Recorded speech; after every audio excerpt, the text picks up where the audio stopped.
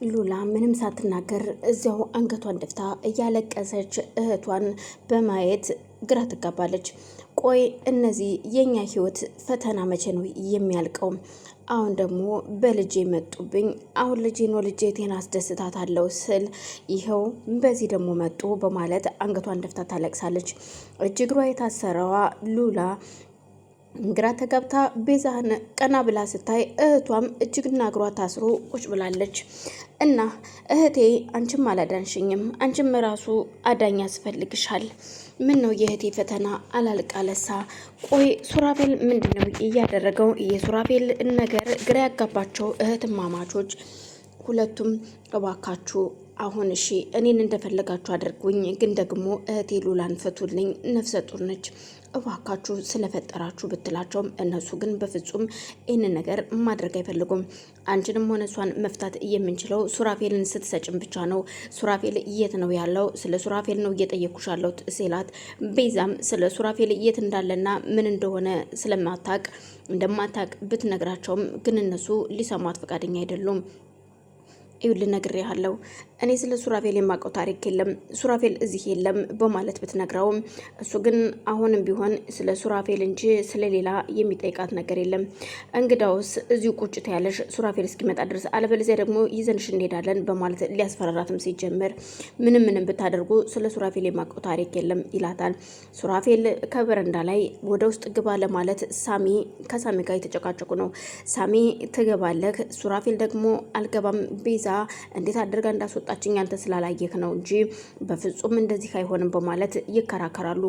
እኔ ያሳምናታለሁ፣ እርግጥ ነግሬያታለሁኝ፣ በቤዛም አትፍረድ፣ ይሄ መጀመሪያ የድብብቆሽ ነገር ከባድ እንደሆነ ነግሬህ ነበረ፣ ግልጽ ብታደርግላት ኑሮ ምናልባት ዛሬ ይሄ ሁሉ ባልተፈጠረ ነበር።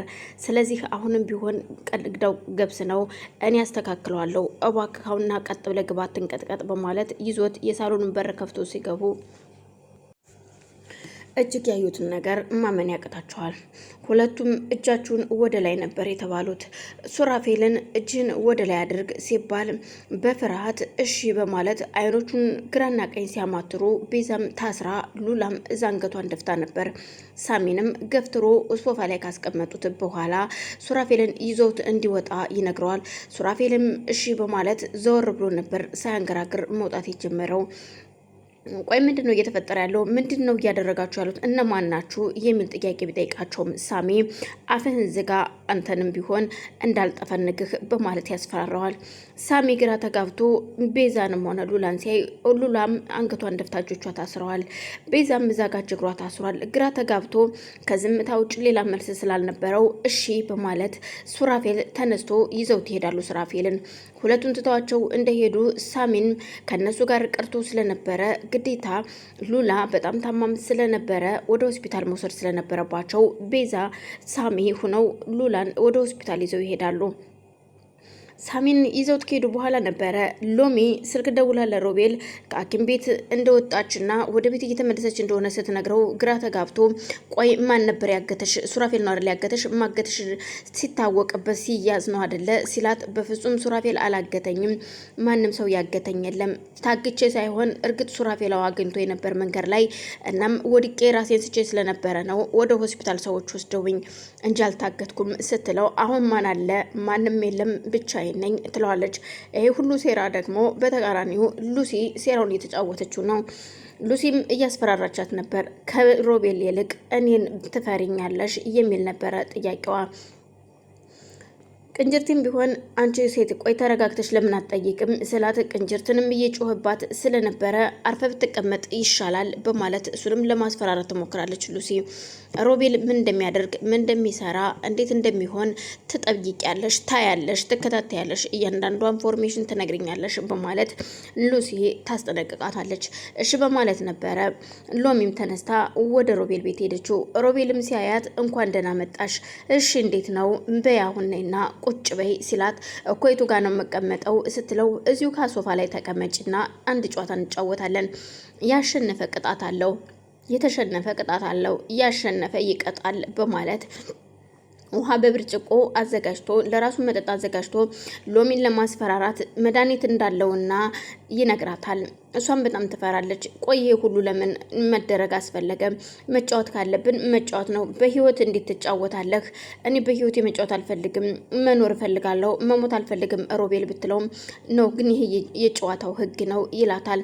እዋክህን በማለት እየተንቀጠቀጠች ጨዋታውን መጫወት ትጀምራለች። ስትጫወትም ካርታ ስለነበረ እሱ ስለሚያውቀው ያሸንፋትና በያሁን ተሸንፈሻል፣ ስለዚህ ሞትሽን መርጠሻል ማለት ነው፣ ይሄንን ትጠጫለሽ በማለት ብርጭቆውን ሲሰጣት በፍጹም ስትለው እሱም ይታገላል ጀመር። እሺ በማለት እጆቿ እየተንቀጠቀጡ ውሃውን ለመጠጣት ግራ ተጋብታ ይዛው ቁማለች። ጠጪው እንጂ በማለት እሱ ቢጠይቃትም እሺ በማለት ፈርታም ስለነበረ እየተንቀጠቀጠች እያለ ላለመጠጣት ብትሞክርም እሱ ግን ከእጇ ላይ ተቀብሎ ወስዶ እሱ ሲጠጣው እረ ለምን ትጠጣለህ አንተ ስትለው ውሃ እንደሆነ ያሳያታል። ቆይ ግን አልገባኝም፣ እንዴት አይነት ጨዋታ ነው? እኔ መኖር እፈልጋለሁ፣ መሞት አልፈልግም። ለዛ ነው ሮቤል፣ ምክንያቱም እንደሚገል ነበር መጀመሪያ የነገርከኝ፣ ለዛ እኮ ነው ስትለው አዎ ለዛ ነው፣ ተሸንፈሻል ያልኩሽም ለዛ ነው። እና አሁን ታዲያ እንዴት ነው ጨዋታው?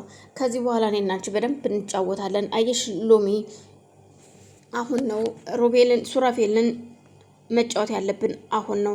የሱራፌል ህይወት ተበላሽቷል ማለት ነው። አየሽ የጀመርነው ስራ እየሄደ ነው። ስለዚህ ከዚህ በኋላ እኔና አንቺ እንጫወታለን በማለት ሲነግራት እሷም ግራ ተጋብታ በሶስት ሰዎች እጅ ውስጥ ገብታለች። አሁን ቤተሰቦችን እንዴት ማዳን እንዳለብኝና ራሴን ከዚህ ጉድ እንዴት ማውጣት እንዳለብኝ ነው መጣር ያለብኝ። ስለዚህ ከማን ጋር ነው መሆን ያለብኝ? ሉሲም እዛ ጋር እየዛተችብኝ ነው። ሱራፌልም እንደዛ አድርጎኛል። እርግጥ ሱራፌል መሞትና መዳኔን አያውቅም። እርግጥ ሱራፌል እንደሞተች እንጂ በህይወት እንዳለች የማያውቀው ሱራፌል ግራ ተጋብቷል። ሉሲም ይሄን ነገር መተንፈስ አልፈለገችም። ምክንያቱም ይህን ነገር ካወቀ እሱም በበኩሉ ይሻማኛል ብላ ስለምታስብ ሱራፌል አሁንም ቢሆን ሎሚ እንደሞተች ነው የሚያውቀው በማለት ቅንጅርትም እንዳይናገር ትነግረዋለች። በፍጹም እኔ አልናገርም፣ ምንም ችግር የለውም ይላትና እሱም እያስጠነቅቃታል። ስለዚህ አሁን እኔ መሄድ አለብኝ፣ ምክንያቱም እዛ ጋር ሳሚም ራሱ ግራ ተጋብቷል። ሳሚ ግራ የተጋባው ሳሚ እህቴ በተሰረቀ ገንዘብ እንዲታከመች፣ እናም ታዲያ አሁን ቆይስ እንደተሰረቀ ገንዘብ ታውቃለች ወይ የሚል ጥያቄ ቢቀርብለትም በፍጹም የተሰረቀ ገንዘብ መሆኑን እሷ አታውቅም። ለማንኛውም አሁን መሄድ አለብን በማለት በአጋጣሚ ሱራፌል ቦታ ጠፍቶ በስልክ ሲደውልበት እሱ ወደ ሆስፒታል እየሄደ ስለነበረ እሱም ወደ ሆስፒታል መሄድ አለብኝ